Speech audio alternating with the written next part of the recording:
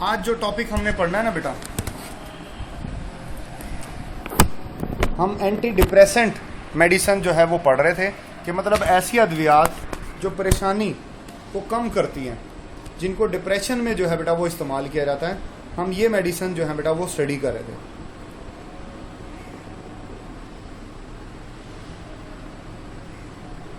चल देखें,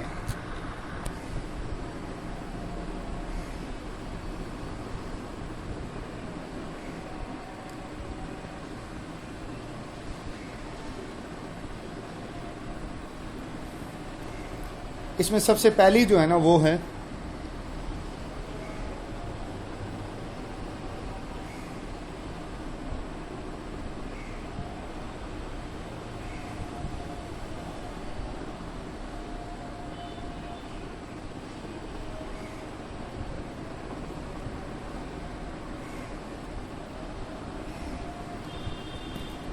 सबसे पहली दवाई है वो, उसको कहते हैं फ्लोक्सिटिन।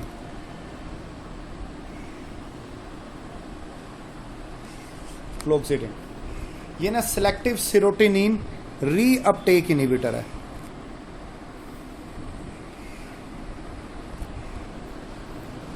रीअपटेक ये मैं आपको समझाता हूँ ये क्या होता है। अच्छा, ये जो होता है ना रीअपटेक इनहिबिटर, इसको एंटी डिप्रेसेंट ग्रुप में डाला जाता है। ये एक पूरी एक क्लास ऑफ ड्रग है, ठीक है ना, जिसको जो कि सेरोटोनिन अपटेक को इनहिबिट करती है, जिससे सेरोटोनिन ज़्यादा देर तक काम करेगी। अब देखो रीअपटेक क्या है। से ये प्री साइनेप्टिक न्यूरॉन है, ये पोस्ट साइनेप्टिक है, ये रिसेप्टर है, ठीक है ना। This will be a post synaptic और ये क्या है, ये है प्री साइनेप्टिक। आपको मैंने साइनेप्स का टॉपिक बड़ी डिटेल से पढ़ाया, ठीक हो गया। अच्छा, सेरोटोनिन जो है वो यहां पर अटैच हुई, अब यहां से अपना काम करके वो वापस जाएगी, इसको रीअपटेक कहा जाएगा, उसका वापस जाना। This will call reuptake. अब जो ये फ्लोक्सिटिन है ना, जिसको इस क्लास ऑफ ड्रग को SSRI कहा जाता है। SSRI stand for serotonin reuptake inhibitor.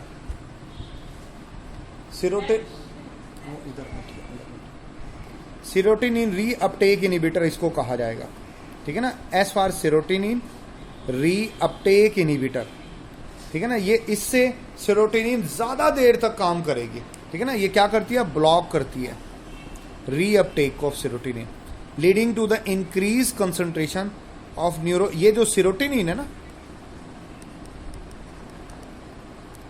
Basically ये न्यूरो ट्रांसमीटर की एक टाइप है, केमिकल है ना, ये उसकी एक टाइप है। और ये वाला जो एरिया होता है ना, इसको क्लेफ्ट कहते हैं, क्लेफ्ट।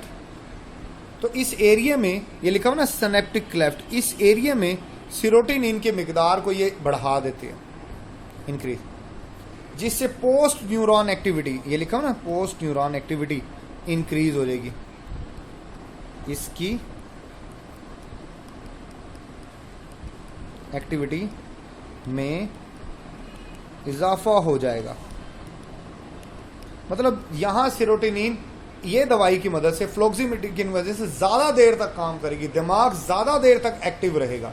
यह आपके दिमाग को एक्टिव रखती है, इससे दिमाग ज्यादा देर तक जो है बेटा वो एक्टिव रहेगा।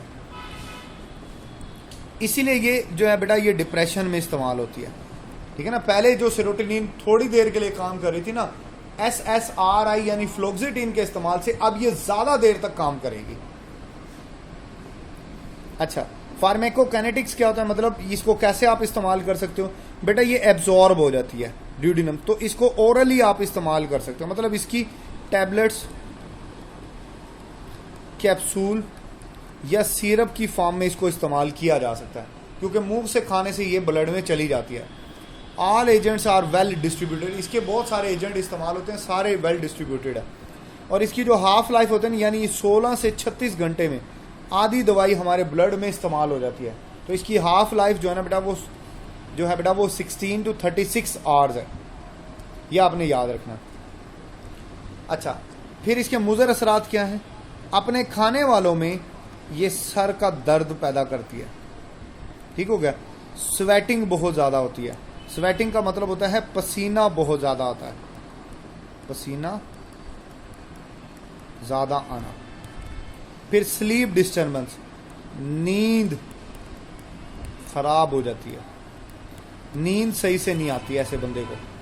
और सेक्सुअल डिसफंक्शन, इसका मतलब है कि सेक्सुअली उसको प्रॉब्लम होना शुरू हो जाएंगे, वो उसकी फर्टिलिटी इश्यूज आ जाएंगे, ठीक है ना। तो ये चीज़ जो है बेटा वो आपने याद रखनी है। इसी तरह एक और होती है डिलॉक्सिटीन, जो इससे मिलती जुलती है, ये भी पढ़ा देता हूँ। डिलॉक्सिटीन भी इससे मिलती जुलती होती है, ये भी सेरोटोनिन रीअपटेक इनहिबिटर है, सेम मैकेनिज्म ऑफ एक्शन होगा। It inhibit the serotonin nor मतलब ये तो सिलेक्टिव थी ना कि ये सिर्फ सेरोटोनिन को ऊपर असर करती थी।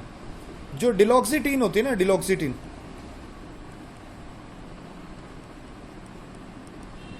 ये दो चीज़ों के ऊपर एक्ट करती है, ये सेरोटोनिन के ऊपर भी काम करती है और नॉर एपिनेफ्रिन पे भी काम करती है, दोनों दवाइयों पर काम करती है। दोनों के रीअपटेक को ये इनहिबिट कर देती है ऑल डोज पर। It metabolize in the liver, यानी ये सारी दवाइयां तकरीबन लीवर में ही मेटाबोलाइज होते हैं। मेटाबोलाइज का मतलब होता है टूटना। Duloxetine should not be administered to the patient with hepatic insufficiency, जिगर को ये नुकसान पहुंचाती है। जिस बंदे का जिगर पहले से ही खराब है ना, उसमें इसका इस्तेमाल नहीं करना चाहिए, ये उसके जिगर को और ख़राब कर देगी। और मेटाबोलाइट इसके पेशाब के ज़रिए, यूरिन के ज़रिए खारिज होते हैं। कोई भी दवाई खाने के साथ लोगे ना तो वो देर से जज्ब होती है, डिले कर देती है। खाने के साथ लेने से ये दवाई देर से खून में मुंतकिल होगी या जाएगी, देर से जाएगी, क्योंकि खाना लेट कर देगा इसको। और इसकी हाफ लाइफ 12 घंटे होती है, यानी 12 आवर्स के अंदर जो है ये एब्जॉर्ब हो जाता है। बेटा आज के लिए इतना ही, 2 दवाइयाँ मैंने पढ़ा दी हैं।